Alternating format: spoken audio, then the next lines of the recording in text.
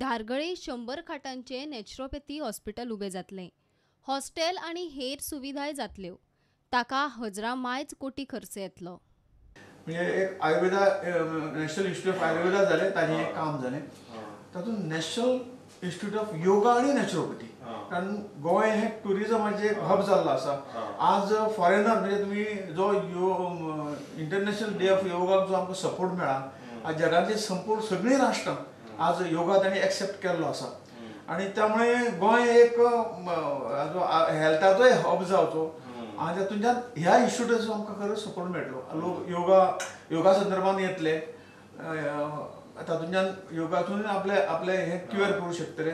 त्याच नॅचरोपॅथी एक नवीन हे आसा ताका आकर्शण आहा नॅचरोपॅथी हो आयुर्वेदाचो एक दुसरो एक वखदां नासतना क्युअर लोकांक क्युरियोसिटी आहा तो गोंयांत जर जालो जाल्यार टुरिजम वाडोवपाक हे हातूंतल्यान आमकां बरें पडटलें आनी गोंयच्या लोकांची सेवा त्या माध्यमांतून जातली आनी तातूंतय 100 बेडाचें हॉस्पिटल नॅचरोपॅथीचें आनीक योगा आणि नॅचरोपॅथीचे रिसर्च हे दोन गोष्टी तातूंतल्यान जातल्यो।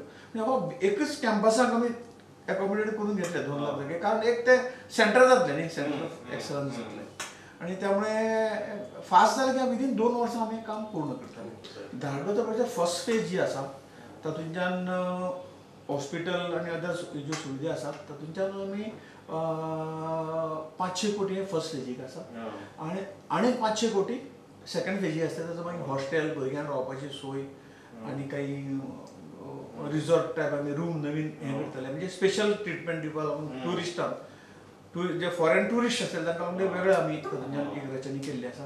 अशें म्हणून 1000 कोटी हो आतांचो एस्टिमेट आहा कदाचित तो थोडो वाडूंक शकता।